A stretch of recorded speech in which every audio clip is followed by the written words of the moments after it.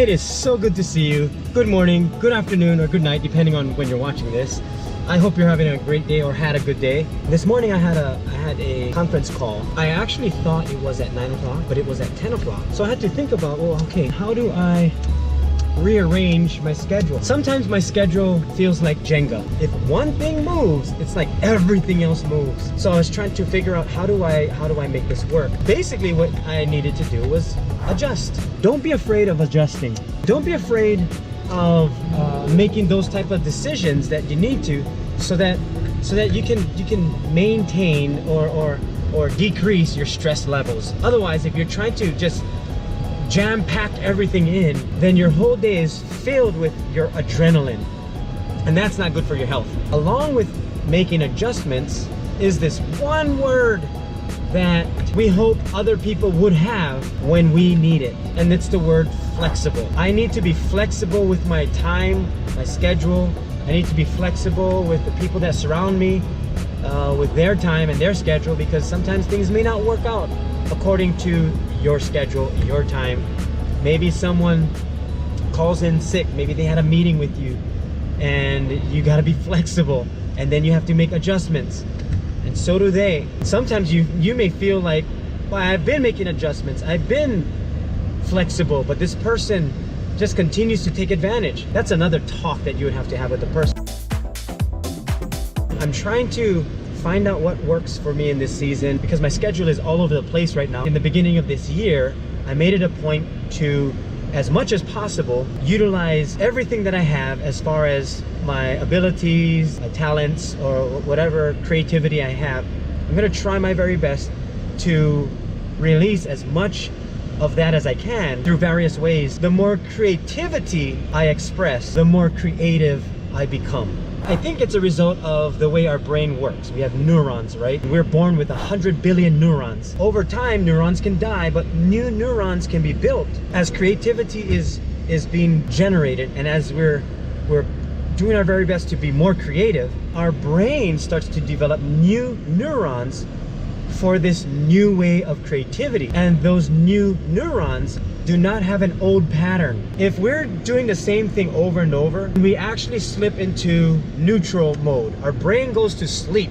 So we don't need to be creative anymore. For a creative person like you, if you don't do anything new that's creative or pushes you or challenges you, your creativity plateaus and you feel non-creative. Even though you're still creating, you feel non-creative because your brain is on neutral. It's on pilot mode. It's not even thinking anymore. So the neurons that have been built, they're just functioning on autopilot. It's actually in an alpha state. Our brains go to sleep. You function more on habit than you do creativity. Let's just say you lived somewhere for 10, 15 years and then you move, but it wasn't like another state. You just moved down in another subdivision or something. If you're driving home and you're on autopilot, you're gonna go to your old house and you're gonna be thinking, where am I going?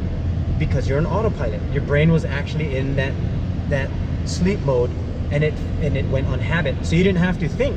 So it is when it comes to creativity. If we don't make those adjustments along the way, even with creativity, or be flexible with learning new things, then as creative as we may think we are, we just go into routine mode. And then that which you were passionate about, you no longer are passionate about. If you're doing something that is creative for your work, and maybe you're an entrepreneur and you've been doing it for years, but you just feel like you don't have passion anymore, then I would suggest do something that you normally wouldn't do in the same category as what you're doing. Let's just say you're a photographer or a videographer or an artist and you work with watercolor.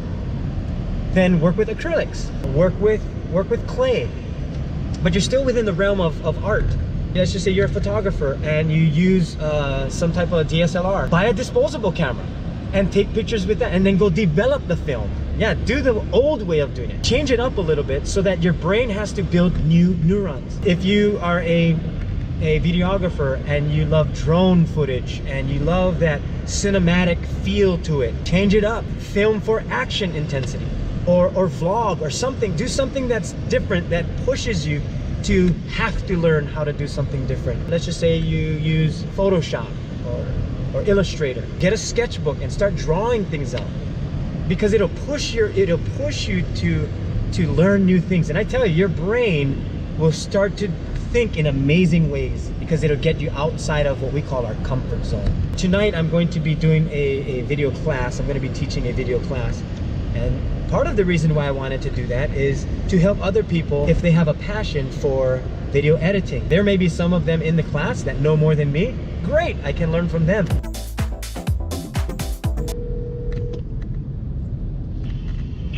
Hi, this is Tracy. Hey Tracy, good afternoon, Sheldon. Hi. Hi Trace, sorry to bother you, but Heidi said that you might have been interested in the video class tonight. Yeah. Katsu, Yeah. how you doing? Good. Are you eating lunch? No. Oh, well I am. Okay, I'm gonna hang up now because I see you. Okay. It's kind of awkward. Okay, bye-bye. He's right there. So I have this journal. It's just a simple journal. I just log in from time to time. Look, I didn't log in for a long time. This is my emotional journal. So what I do is I just put in a quick how I feel. I know it sounds kind of emotional. The reason why I do this is because it helps me to release the whatever emotion I'm feeling. I feel, so that's how I start off. Today, so my handwriting is pretty bad. Today, I feel stoked.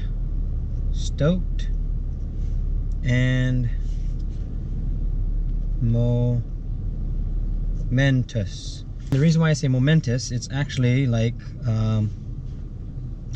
that there is a sense of momentum in my life during this season. That noise was from my friend Jamie. Oh, dropped my phone. This guy. Okay, we are getting ready for our video training. I'll show you our setup. It's pretty cool. Okay, so here's our quick setup. It's just very simple. I'm teaching from my laptop through AirPlay, going to our projector. It's going to go to the wall. I'm going to use my iPad and my Apple Pencil. To give notes or illustrations on my iPad. And we have a wireless, it's a Bluetooth, JBL, little speaker, and water. Must have water to hydrate. So simple setup. This is our Apple TV. So everything's going through Apple TV, except the Bluetooth audio is going to the JBL speakers from my laptop because I'm going to be playing a couple of YouTube videos and some examples. It's our simple setup. My GoPro camera is right here. I'm using my iPhone so that I can see what the GoPro is seeing. So there, and then my laptop is going to the projector. My iPad to illustrate certain things. I use an app called NoteShelf to do notes. Hence the name NoteShelf. Basically, we're gonna learn a thing called hard cut. Well done. You always get there. Yeah, you get there. And be okay with it in the beginning. We'll get there. Have a nice drive home. Thank you. All right, bye-bye, Ken. So one thing, could you challenge yourself with it? I agreed it too. Yeah.